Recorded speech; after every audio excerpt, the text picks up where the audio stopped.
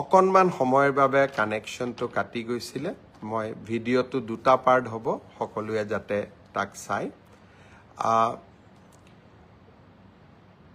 13/8/2020 তাৰিখে গুৱাহাটী মহানগৰীৰ মাজমজিয়াত জুবিনক 4জন যুৱকে আক্ৰমণ কৰিছিল তেতিয়া জুবিনে কৰোনাৰ সময়ত ষ্টুডিঅ'ত যোৱাৰ সময়ত জুবিন সেই আক্ৰমণৰ বলি হৈছিল পুলিচ তদন্ত হৈছিল পিছত কি হৈছিল কি নাই হোৱা সেই বিষয়ে মই নকওঁ কিন্তু সেই সময়ত জুবিনক এই আক্ৰমণৰ গৰিহণা বা সমালোচনা ৰাজনীতি কৰা মানুহসকলে কৰা নাছিল কা আন্দোলনৰ সময়ত জুবিনে আমাক বিৰোধিতা কৰিছিল কিন্তু সেই সময়তো এই ঘটনাৰ নিন্দা কৰি মই দিয়া দীঘলীয়া টিভিৰ ইণ্টাৰভিউ এটা মই ফেচবুকত আপলোড কৰিম আপোনালোকে শুনিব আৰু তেতিয়া আপোনালোকে গম পাব যে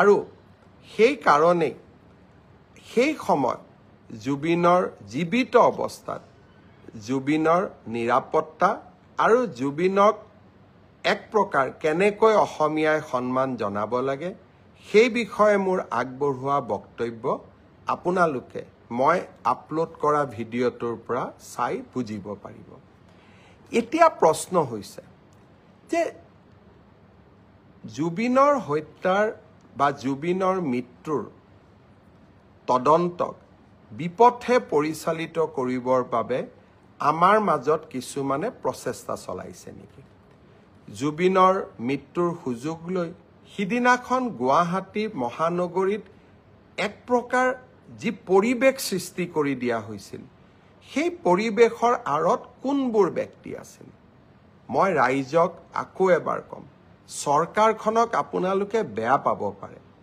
আমি আপোনালোকৰ কিছুমানৰ ঘৰ এভিকশ্যন কৰিছো আপোনালোকে আমাক বেয়া পায় কিন্তু এভিকশ্যনৰ প্ৰতিশোধ ল'বলৈ জুবিনক আপোনালোকে ঢাল হিচাপে ব্যৱহাৰ নকৰিব জীৱনকালত কোনটো জাগাত আপোনালোকে জুবিনক সংগীত অনুষ্ঠান পৰিবেশনৰ কাৰণে মাতিছিল বাংলাদেশৰ পৰা মমতাজক লৈ অহা কেইবাটাও উদাহৰণ আছে কিন্তু আপোনালোকৰ অঞ্চলবিলাকত গৈ জুবিনে সংগীত অনুষ্ঠানো পৰিবেশন কৰিব পৰা নাছিল জুবিনৰ মৃত্যুৰ পিছত আপোনালোকে কেনেকৈ জুবিনৰ অনুৰাগী হৈ পৰিলে হিমন্ত বিশ্ব শৰ্মাৰ ওপৰত আপোনালোকে প্ৰতিশোধ ল'ব লাগে মোৰ ওপৰত আপোনালোকে প্ৰতিশোধ লওক কিন্তু সেই প্ৰতিশোধ বা সেই মই কিয় এভিকশ্যন কৰিছো তাৰ প্ৰতিশোধ আপোনালোকে জুবিনৰ নাম লৈ নকৰিব ৰাজনীতি আমিও কৰোঁ আমিও বুজি পাওঁ আপোনালোকে যদি জুবিনক ইমানেই মৰম কৰিছিল জীৱনকালত জুবিনৰ মমতাজৰ পৰিৱৰ্তে জুবিন গাৰ্গক কিয় মতা নাছিল অনুষ্ঠান পৰিবেশনৰ কাৰণে আৰু 2020 চনত 13 তাৰিখে যেতিয়া জুবিনৰ ওপৰত আক্ৰমণ হৈছিল তেতিয়াতো আপোনালোকে ফেচবুকত লিখা নাছিলে আজি এভিকশ্যনত বিজেপি আপোনালোকক এভিকশ্যন কৰিছে বিজেপিৰ ওপৰত প্ৰতিশোধ ল'ব লাগে আৰু তাৰ কাৰণে আপোনালোকে জুবিনৰ দুখজনক মৃত্যুক এডাল অস্ত্ৰ হিচাপে ব্যৱহাৰ কৰিব তাক কেতিয়াও আমি মানি ল'ব নোৱাৰো শ্ৰদ্ধাৰ ৰাইজ কোনবোৰ ব্যক্তি আজি সক্ৰিয় হৈ আছে আপোনালোকে এই ফটোখন চাওক বিমানবন্দৰত যেতিয়া আমি শ্যামকানু মহন্তক গ্ৰেপ্তাৰ কৰি লৈ আহিছিলোঁ এইখন আছিল তেখেতৰ প্ৰকৃত ছবি কিন্তু চৰকাৰখনক বিপদত পেলাবৰ বাবে আৰ্টিফিচিয়েল ইন্টেলিজেন্স এআই প্ৰয়োগ কৰি হাঁহি থকা শ্যামকানু মহন্তক ৰাইজৰ সন্মুখলৈ লৈ অহা হ'ল দুইখন ফটো এইখন ফটো অৰিজিনেল এইখন ফটো ডুপ্লিকেট এই কামবোৰ কিয় কৰি আছে জুবিনক ন্যায় দিবৰ বাবে জুবিনক ন্যায় দিয়াৰ বাবে আপোনালোকে এনেকৈ ফটোশ্বপ কৰিবলগীয়া হৈছে ভুৱা ফটো বনাবলগীয়া হৈছে হাঁহি থকা ফটো এখন আপোনালোকে বনাই দিলে কিন্তু প্ৰকৃত ফটো আছিল এইখন ই কি প্ৰমাণ কৰিছে তাৰ মানে আজি এটা চক্ৰ প্ৰতিটো পৰ্যায়তে একোটা ষড়যন্ত্ৰৰ আকাৰ দি জুবিনক ন্যায় দিয়াৰ প্ৰক্ৰিয়াক এটা অসম চৰকাৰ বিৰোধী অৱস্থানলৈ ৰূপান্তৰ কৰাৰ বাবে প্ৰচেষ্টা কৰিছে। এই প্ৰচেষ্টা আমি সফল হ'ব নিদিওঁ। আজি এইখন চৰকাৰে সাহসিকতাৰে কাম কৰি আহিছে। উচ্ছেদেই হওক, অসমৰ পৰা বিদেশী নাগৰিক বহিষ্কাৰেই হওক বা জুবিনক ন্যায় প্ৰদান কৰাই হওক, এইখন চৰকাৰে কাৰো ওচৰত শিৰনত নকৰে, মাত্ৰ অসমবাসীৰ ওচৰত শিৰনত কৰিব। ফটোশ্বপ কৰি কোনোবাই যদি ভাবে হিমন্ত বিশ্ব শৰ্মাক দুৰ্বল কৰিব পাৰিব, কোনোবাই যদি ভাবে ভুৱা ফটোগ্ৰাফ উলিয়াই হিমন্ত বিশ্ব শৰ্মা, সেই প্ৰচেষ্টা আপোনালোকে নকৰিব। মই আকৌ এবাৰ আপোনালোকক অনুৰোধ কৰিম, মই আজি ফেচবুকৰ পিছত মই 2020 চনত জুবিনৰ বিষয়ে কোৱা কথাকেইটা এবাৰ আপোনালোকে শুনি ল'ব। তেতিয়া আপোনালোকে বুজি পাব যে আমি সকলো জুবিনৰ অনুৰাগী। শ্ৰদ্ধাৰ ৰাইজ, কেতিয়াবা কাকতলীয়া সংযোগ হয়, কেতিয়াবা ডেলিভাৰেড হয়। যোৱা কালিৰ পৰা এখন নতুন নাটক আৰম্ভ কৰা হৈছে। শ্যাম কানু মহন্ত উচ্চতম ন্যায়ালয়ত কেনেকৈ যাব পাৰে? কোনোবা উচ্চতম ন্যায়ালয়ত যাব খুজিলে তাক কোনেও ৰখাব নোৱাৰে, কাৰণ সমগ্ৰ বিশ্বৰ পৰাই আজিকালি ইণ্টাৰনেটৰ জৰিয়তে উচ্চতম ন্যায়ালয়ত কোনোবাই আবেদন কৰিব পাৰে। ন্যায় বিচৰাৰ অধিকাৰ সকলোৰে আছে। মই মুখ্যমন্ত্ৰী এগৰাকীয়ে কেনেকৈ মানুহক বাধা দি ৰাখিম যে আপোনালোক উচ্চতম ন্যায়ালয়ত নাযাব? কিন্তু উচ্চতম ন্যায়ালয়ত শ্যাম কানু মহন্তই কি আবেদন কৰিলে? যে অসম পুলিচৰ ওপৰত মোৰ বিশ্বাস নাই, SITৰ ওপৰত মোৰ বিশ্বাস নাই, ৰাজ্যখনৰ টপ এক্সিকিউটিভ অৰ্থাৎ মুখ্যমন্ত্ৰীৰ ওপৰত মোক বিশ্বাস নাই। মোক কাক লাগে? মোক CBIক লাগে। এই কথাখিনিয়ে যোৱা 5 দিন আগৰ পৰা কোনে কৈ আহিছে?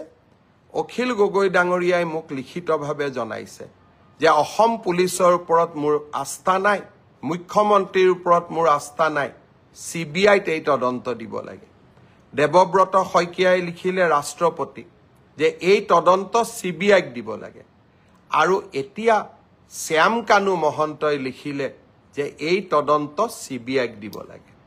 এয়া কাকতলীয়া সংযোগ নে এয়া এক প্ৰকাৰ ষড়যন্ত্ৰ তাক মই নাজানো, কিন্তু শ্যাম কানু মহন্ত, অখিল গগৈ, দেৱব্ৰত শইকীয়া কোনেও অসম পুলিচক বিশ্বাস নকৰে।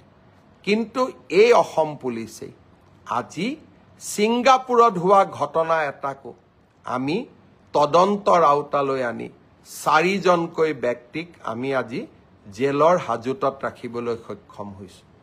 SITক, অসম পুলিচক শ্যাম কানু মহন্তইও বিশ্বাস নকৰে, অখিল গগৈও বিশ্বাস নকৰে, দেৱব্ৰত শইকীয়াইও বিশ্বাস নকৰে।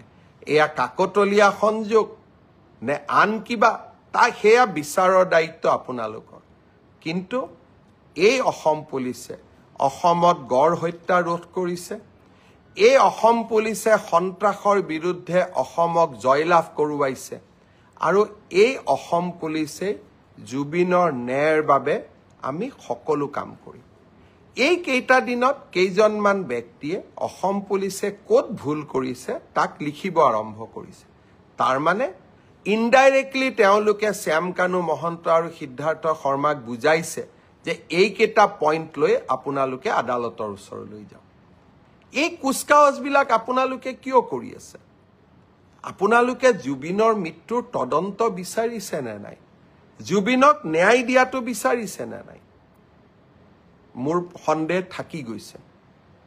মই আশা কৰিম আপোনালোকে চৰকাৰখনক সহযোগিতা কৰক। আৰু এতিয়া জুডিচিয়েল কমিশ্যনো আমি গঠন কৰিলোঁ, ন্যায়িক তদন্ত। কোনে ন্যায়িক তদন্ত কৰিব? গুৱাহাটী উচ্চ ন্যায়ালয়ৰ এজন চিটিং জাজ, জাষ্টিছ সৌমিত্ৰ শইকীয়াই। তেওঁক আপোনালোকে সহায় কৰক। অসমখনক 2026ত নিৰ্বাচন হ'ব, আপোনালোকে BJPক হৰুৱাব খোজে।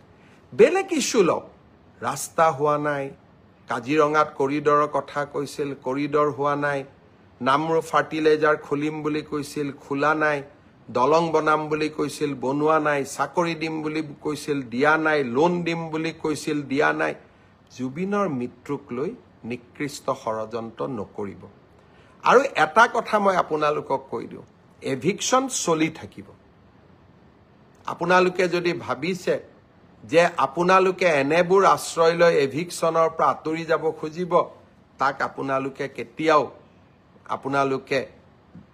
কেতিয়াও মানি ল'ব নোৱাৰিব কাৰণ আমি আমাৰ জাতি মাটি ভেটি সুৰক্ষাৰ স্বাৰ্থত আমি অটল হৈ থাকিম আৰু আপোনালোকে মোক কেতিয়াও ডাইভাৰ্ট কৰিব নোৱাৰিব আৰু মই ডাইভাৰ্ট নহওঁ মই জুবিনকো ন্যায় দিম আৰু অসমৰ জাতি মাটি ভেটি ৰক্ষাৰ বাবেও মই অক্লান্ত সংগ্ৰামত নিয়োজিত হৈ থাকিম আপোনালোকক মই প্ৰত্যাহ্বান জনালো চ্যালেঞ্জ কৰিলো আপোনালোকে আপোনালোকৰ নিকৃষ্ট খেলখন খেলি থাকক অসমবাসী ৰাইজৰ অজস্ৰ আশীৰ্বাদ মোৰ মূৰৰ ওপৰত আছে মা কামাখ্যা মহাপুৰুষ শ্ৰীমন্ত শংকৰদেৱৰ আশীৰ্বাদেৰে আমি অসমখনৰ জাতি মাটি ভেটি ৰক্ষা কৰিম এভিকশ্যন চলি থাকিব বিকাশৰ কৰ্মযজ্ঞ চলি থাকিব আৰু জুবিনক